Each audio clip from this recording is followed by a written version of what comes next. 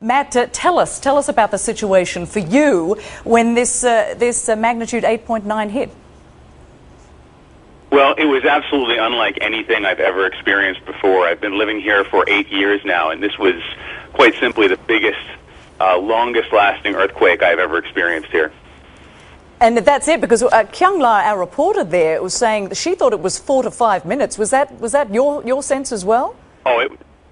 Yes, the ground was rolling for an extended period of time. I wasn't exactly sure what to do or where to go. I'd never been prepared for anything like this. My wife and I stood outside and basically held on to the outside of our house. You couldn't even stand up. I mean, literally at the peak of these waves that were washing over the ground, you literally could not stay on your feet. You had to kind of crouch down in a ball or put your back against something so you didn't fall.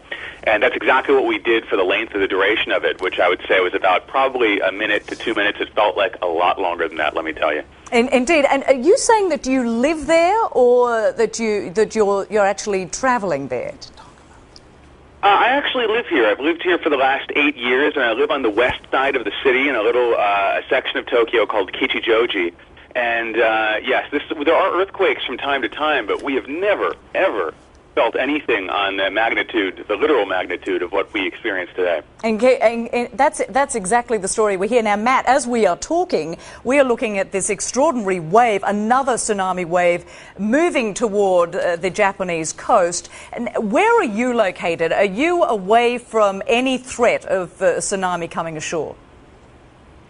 Yes, we're very fortunate to be located quite far inland. Of course, there's some rivers and streams around here, but those aren't being affected by the tsunami. We're I would say a good 10 to 15 miles away from the coastline, so we don't have to really worry about that where we are. But with the footage that we're seeing, the video that we're seeing on the television screens is just, it's absolutely, it's heart-wrenching actually, because you know that probably a lot of those people did not have a chance to evacuate before the wave hit, even though they were telling people you need to get away from the shorelines, you need to get away from the water. Just watching this wave hit and cars and buildings and houses being swept away in it, I think we're going to see a significant number of casualties, especially up in the northern part of the country where the quake was epicentered. And as you mentioned, you've been there for a number of years. I do have to apologize because someone was actually talking in my ear when you mentioned the number of years that you've been there. How long did you say you'd been there?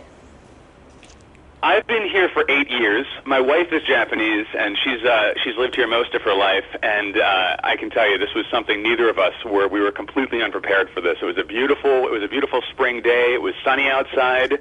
I had just come home from a little errand to the grocery store, and all of a sudden, bam! It just hit, and you could tell this was different instantly from other little tremors that we've had before. I mean, it just picked up in intensity. It ramped up. The gentle shaking, and things started coming off the shelves, things started falling off our desks, and you could hear this strange, eerie creaking sound of all of the buildings all around us as they were kind of shaken by this, by the tremor of the ground. And it was something I hope I never have to hear again, but unfortunately we keep getting aftershocks. We've had 3 or 4 so far, and there's probably going to be other ones as well. And the reality is, I mean, living in Japan, this is something that you're very used to. But as you say, and of course as people who've lived there all their lives, they know when this is different, and this felt very different.